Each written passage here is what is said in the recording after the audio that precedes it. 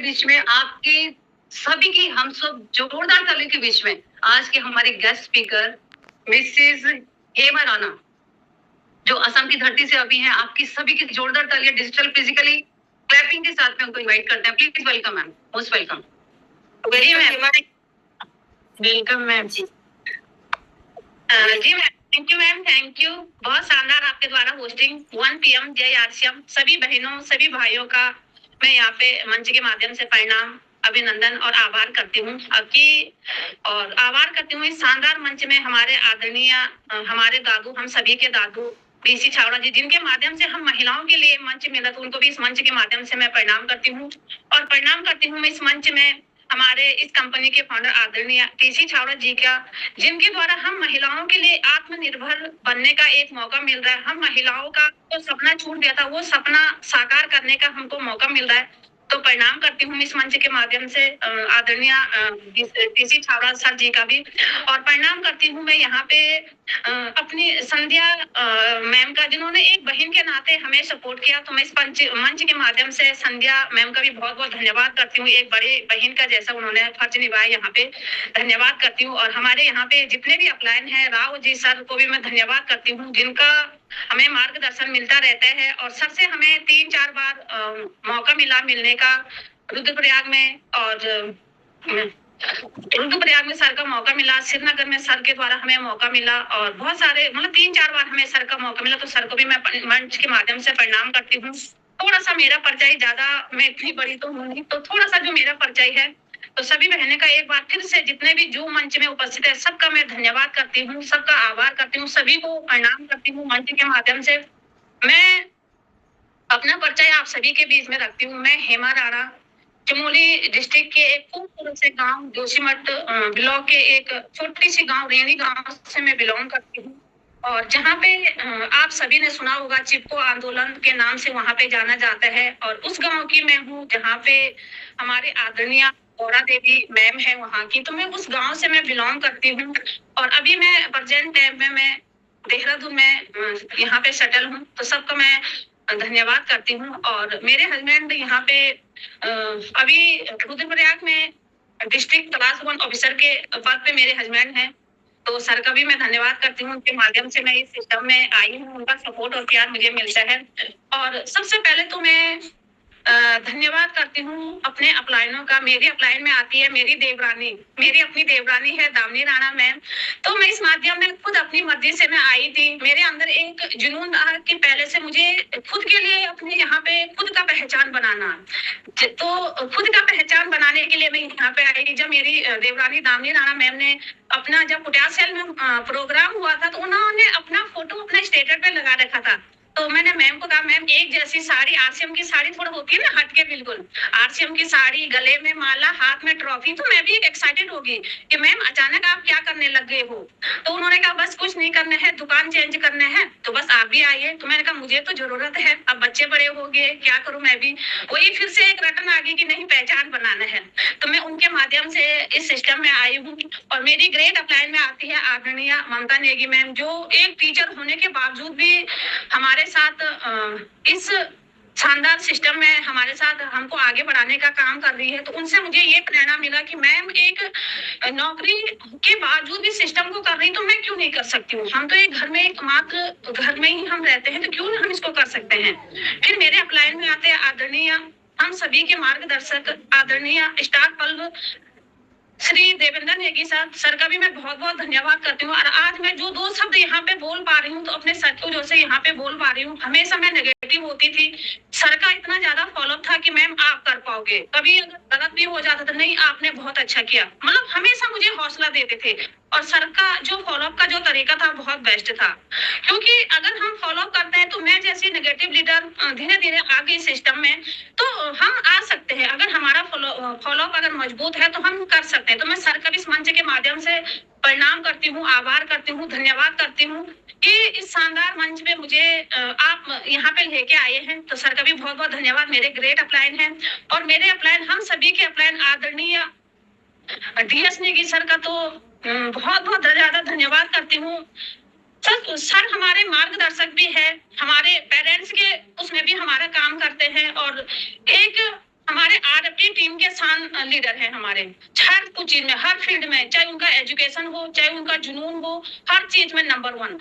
तो मैं अपने आप को खुश नसीब समझती हूँ कि हम इस आरएफटी टीम के लीडर हैं। तो मैं सर का भी बहुत बहुत धन्यवाद करती हूँ।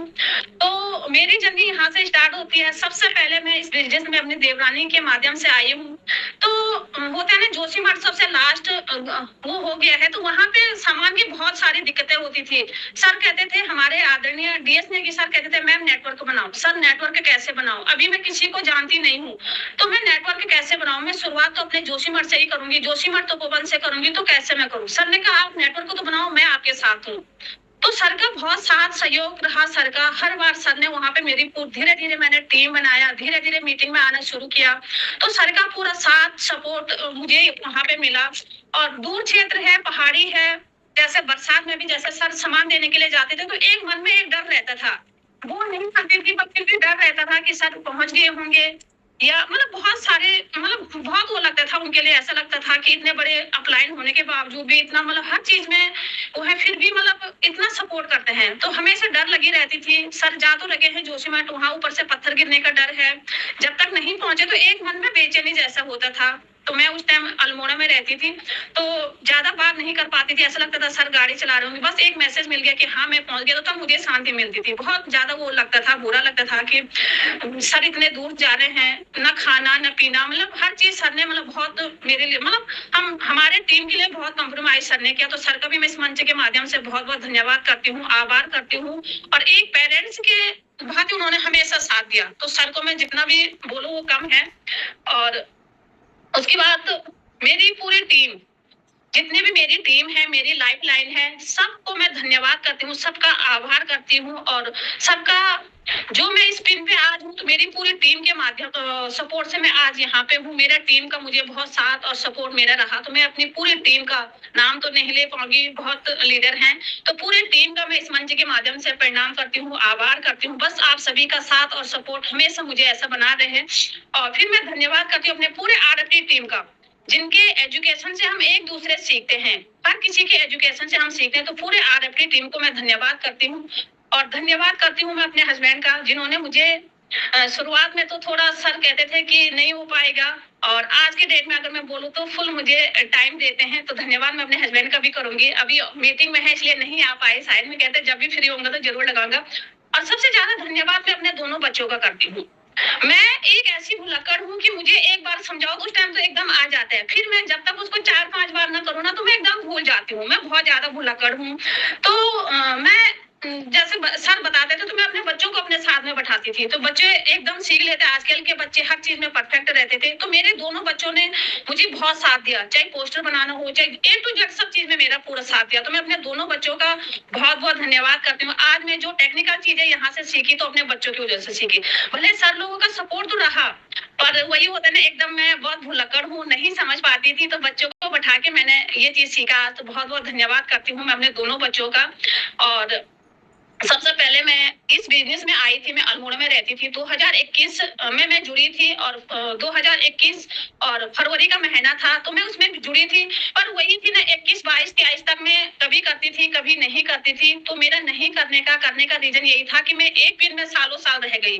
वही होते हैं ना, जब हम अपलाइनों का नहीं सुनते हैं, अपनी मर्जी चलाते हैं, तो हम उसी पिन में रहते हैं। तो मेरा भी वही जर्नी यहाँ पे रहा। मैं जब फरवरी 2021 में जुड़ी, तो ऐसा होता था कि यहाँ पे कुछ नहीं होता है। जो बड़े बड़े अपलाइन आते हैं ऐसे ही बोलते हैं कह के। जब धीरे धीरे इस बिजनेस में आई, तो समझा इस बिजनेस का रीजन। धीरे धीरे प्रोडक्ट से प्यार हो गया, अपलाइनों से भी, अपने डीप डाउन से एक मजबूत नेटवर्क बन गया। तो धीरे धीरे भरोसा हो जाता है। शुरुआत में क्या होता है, हमें कुछ नहीं आता है, हम जीरो से स्टार्ट करते हैं। हर कोई अपने फील्ड में माहिर है, पर आरसी में हम सभी के लिए नया है यहाँ पे। तो नहीं आता था, बस एक को कहा तुम जुड़ रहे, दूसरे को कहा तुम जुड़ रहे, सबने मना किया। तो सब ऐसा लगता था कुछ नहीं हो पाएगा मेरे से। तो मेरा 3 साल ऐसे ही गया, 2021, 22, 23 मेरा ऐसे ही गया। और जब मैं इस बिजनेस में आई, तो मैं 2024 में मैं रुद्रप्रयाग में अपने हस्बैंड के साथ आई। हम रुद्रप्रयाग में सेटल हो गए थे। तो मैंने आदरणीय कदम सिंह राठी सर का मैंने प्रोग्राम सुना। तो वहां पे जाते समय तो मुझे ये हो रहा था कि स्कूटी में जब जा रही थी, तो ऐसा लग रहा था यार घर में गेस्ट आ रखे, मैं जा रही हूँ, मेरे बारे में क्या सोचेंगे। मैं पूरे रास्ते ये सोचती थी। जब आधे समय में आई वहां से प्रोग्राम सुन के, तो मैंने कहा कोई बात नहीं, जो रिलेटिव वाले हैं दोबारा आ जाएंगे। पर ये सेमिनार में आज जाके मैंने बहुत कुछ किया, बहुत कुछ सीखा। जब सर ने कहा यहाँ पे लागत 0 है, रिस्क 0 है और लॉस बिल्कुल 0 है, तो एकदम वो खुल गया। फिर जब सर ने कहा कि अगर हम मार्केट से सामान लेते थे तो जो 6000 का सामान है वो हमें 6000 का मिलता है, अगर हम आरसीएम से लेते हैं तो 6000 का सामान हमें एसपी 5000 में हमें मिलता है। तो ये भी चकरा गई। और साल में फ्री सामान अगर डायमंड क्लब करते हो तो 10,000 का सामान मिलता। तो मैंने हिसाब लगाया, घर आके मैं एक जगह में रुकी, मैंने जूस पिया, मैंने कहा ये बहुत अच्छा है। क्योंकि मैंने कहा जब हमें 1000 अगर हमारे एक महीने में बच रहा तो 12 महीने में हमारे 12,000 वो बचेंगे। अगर मैं डायमंड क्लब करती हूँ तो 5,000 का सामान और 10,000 का सामान, तो एक साल में मेरा अगर कुछ मैं नहीं भी करूँ तो 22,000 का मुझे प्रॉफिट हो रहा है। एक साल का लगाया तो 1,10,000 हो गया। तो मैंने कहा अभी तो बहुत मतलब 20-25 साल तो जी लेंगे, तो तब तक तो हम कहाँ पहुंचेंगे। तो यही एक वो था कि बस करना है। जब एक साल में केवल प्रोडक्ट लेने से और घर का जो फ्री का सामान आता है उसमें इतना बचत रहता है 1,10,000 का, तो आने वाले 5 साल में कितना, 5 साल में जब 1,10,000 का जब बचत है तो 10 साल में 2,20,000 का हमारा बचत होगा। ये सुनकर मुझे उस दिन रात भर नींद नहीं आई, मतलब ऐसे लगा कि हाँ करना है। तो ये वो था। और मेरी पढ़ाई मैं तपोवन जोशी मठ से थोड़ा आगे पड़ता है, तपोवन वहां से हूँ। और शिशु मंदिर में मेरी पढ़ाई हुई थी, 1 क्लास से लेके 5 क्लास तक मैंने शिशु मंदिर में पढ़ा था। उसके बाद में मैं राजकीय इंटर कॉलेज तपोवन में मैं गई, तो 6 से मैं वहां पे गई। बहुत मेरे दोस्त भी, अभी मेरे क्लासमेटर भी यहाँ पे हैं, मेरे साथ हैं। तो जब हम महिलाओं का होता है ना कि घर के काम करने के बावजूद 2001 में मैंने हाई स्कूल पास किया, अच्छे नंबर से मैंने पास किया। 2003 में मैंने इंटर स्कूल पास किया और 2004 में जब बीए में गई ना तो घर से रिश्ता आना शुरू हो गया। अरे कहाँ पढ़ा रहे हो, लड़की है, क्या कराओगे, ज्यादा पढ़ लिखा के क्या करवाओगे, शादी करवा दो। बस पापा और मम्मी से यही था कि बस बीए करने तक रुक जाओ, उसके बाद में आप कहीं भी बोलो मैं बिल्कुल मंजूर हूँ। तो जब मैंने कहा बस बीए करने तक आप कुछ मत बोलो मुझे, उसके बाद में कहीं भी दो मैं बिल्कुल राजी हूँ। तो मैंने 2004, 5, 6 में मैंने बीए किया और एमए का फर्स्ट का पेपर भरा तो एकदम रिश्ता आ गया। तो फिर अब बहाना भी नहीं कर सकती थी कि बोल रखा था पहले कि बस बीए करूंगी उसके बाद में। तो एकदम मतलब 2007 में रिश्ता आया मेरा और फरवरी में रिश्ता आया और मार्च में मेरा 8 मार्च 2007 में मेरी शादी हो गई। और एमए का मैंने फर्स्ट का भरा था और 2008 में मैं मई में मैं पेपर देने के लिए गई और जून 2008 में मेरा बेटा हुआ। तो उस टाइम भी एक मन में ये था कि